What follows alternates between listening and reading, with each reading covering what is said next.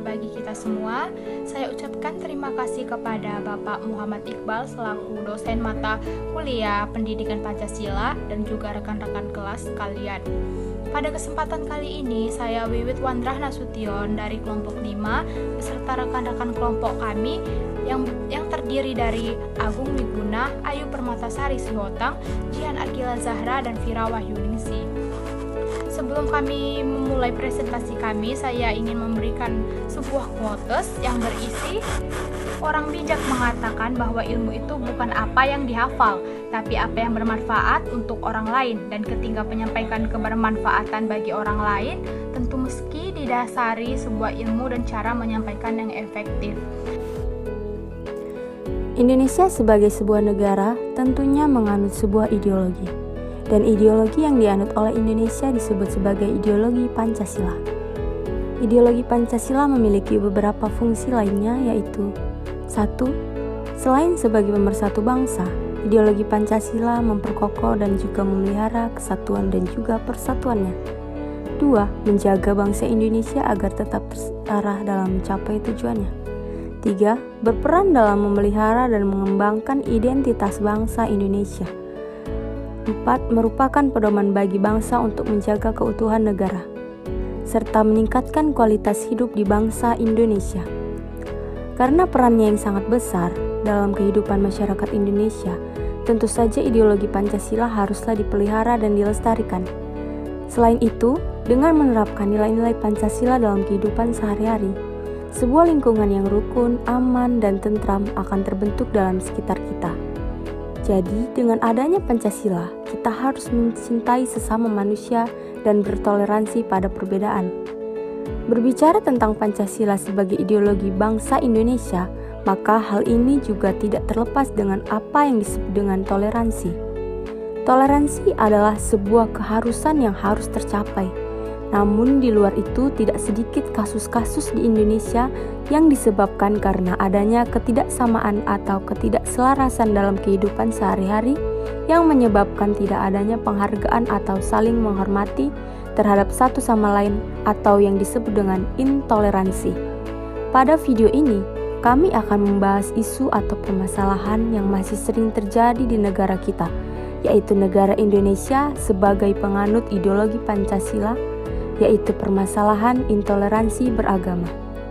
Beberapa hal yang akan kami sampaikan dan kami bahas antara lain, yang pertama ialah kebebasan beragama sebagai hak asasi manusia. Yang kedua, membangun toleransi beragama di Indonesia. Yang ketiga, revitalisasi keluarga sebagai pendidikan moderasi mencegah intoleransi. Dan yang terakhir ialah peran kearifan lokal sebagai warisan untuk mencegah intoleransi di Indonesia. Baiklah, selanjutnya ada kebebasan beragama sebagai bagian dari hak asasi manusia. Dari masa ke masa, kehidupan peradaban manusia mengalami banyak perkembangan. Salah satu hal yang lahir dari proses peradaban manusia itu adalah adanya pengertian dan pemahaman tentang hak asasi manusia atau HAM. Kewajiban negara untuk menghormati hak asasi manusia ini akan terlanggar jika negara melakukan tindakan atau komision terhadap sesuatu di mana seharusnya ia bersifat pasif atau menahan diri dari penikmatan hak yang akan dilakukan oleh individu. Contohnya, dalam hal hak atas kebebasan beragama atau berkeyakinan.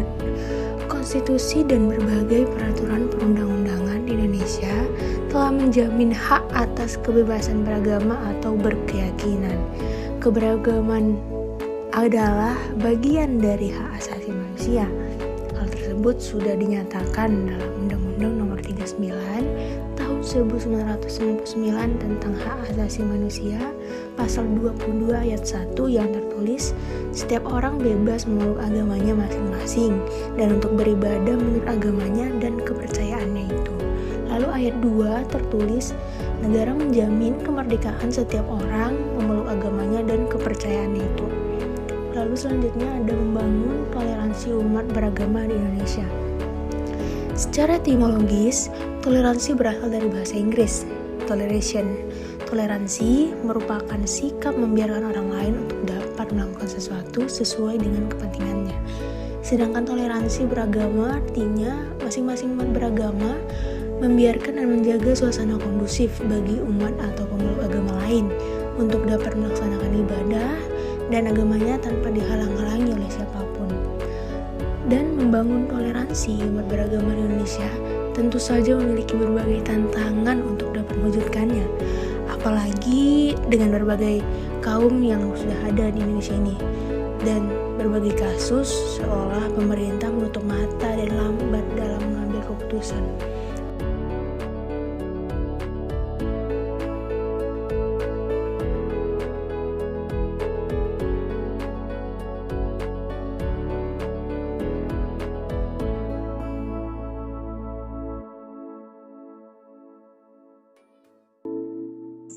Baik, saya akan lanjutkan. Kota Medan dikenal sebagai kota dengan tingkat kemajemukan yang tinggi. Kota ini bahkan menempati peringkat kota-kota yang termajemuk di Indonesia.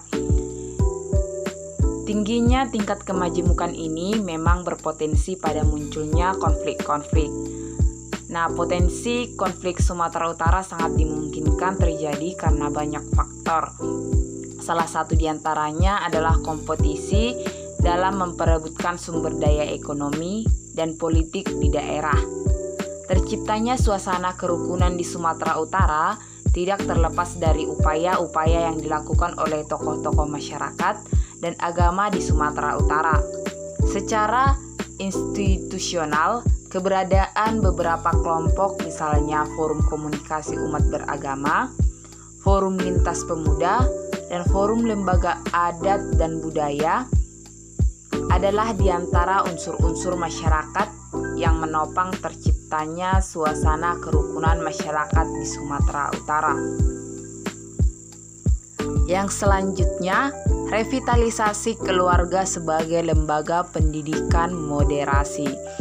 Nah, pada bahasan ini, pentingnya menghidupkan kembali peran keluarga dalam menangkal kemungkinan anak muda terpapar dalam radikalisme beragama. Orang tua perlu mewaspadai dampak negatif dari internet. Dari kemungkinan paham transnasional yang merugikan keharmonisan hubungan beragama di Indonesia, serta orang tua perlu aktif mengajak diskusi secara bermartabat tentang berbagai pemikiran keagamaan dan anak diajak untuk berpikir solutif terhadap berbagai persoalan sosial yang ada. Anak diajak untuk berpikir yang baik dan yang bisa diberikan kepada bangsa. Peran kearifan lokal sebagai warisan bangsa dalam menangkal intoleransi di Indonesia.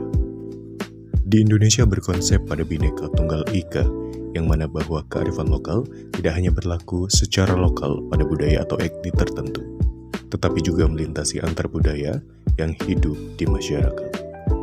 Jika dapat disimpulkan, kearifan lokal adalah sebuah kekayaan budaya lokal yang memiliki nilai-nilai kebijakan hidup dan bagaimana berlaku arif di dalam menjalankan kehidupan. Di dalam menjalankan kearifan lokal, banyak tumbuh pranata sosial yang hidup di tengah-tengah masyarakat. Salah satunya adalah tokoh adat atau tetua adat di daerah setempat. Peran tokoh adat atau tetua adat sangatlah penting di dalam penyelesaian masalah yang muncul di kehidupan masyarakat. Salah satunya adalah intoleransi umat beragama. Selain itu, penting juga untuk menghidupkan lembaga-lembaga adat yang merupakan bagian dari kearifan lokal, sehingga jika terjadi permasalahan intoleransi umat beragama, maka lembaga adat dapat menjadi jembatan untuk menyelesaikan masalah. Ritual adat sebagai bagian kearifan lokal dipandang sangat perlu untuk dihidupkan di dalam masyarakat, karena pada saat terjadi ritual adat, maka akan banyak masyarakat untuk berkumpul dan masalah intoleransi umat beragama yang terjadi dapat disampaikan atau dikomunikasikan sebagai modal media masyarakat dalam berdialog dengan ramah, dan langkah ini juga untuk memperkuat tali budaya yang mulai luntur di Indonesia. Satu hal yang paling penting adalah memberikan pembelajaran kearifan lokal di dalam kurikulum anak-anak generasi penerus bangsa dari tingkat pendidikan yang terendah sampai dengan pendidikan yang tertinggi agar nilai-nilai itu tetap hidup, dipelajari, dan tetap berkembang dalam masyarakat. Selain itu, pemerintah harus memberikan sosialisasi kepada masyarakat-masyarakat yang mudah termakan konflik umat beragama. Sekian pemaparan presentasi dari kelompok 5 dengan harapan semoga apa yang kami sampaikan dapat bermanfaat bagi teman-teman sekalian dan teman-teman sekalian dapat mengaplikasikannya di kehidupan sehari-hari. Saya juga mengucapkan terima kasih kepada dosen dan teman-teman sekalian yang telah menyempatkan waktunya untuk mendengarkan dan menyimak pemaparan presentasi dari kelompok kami.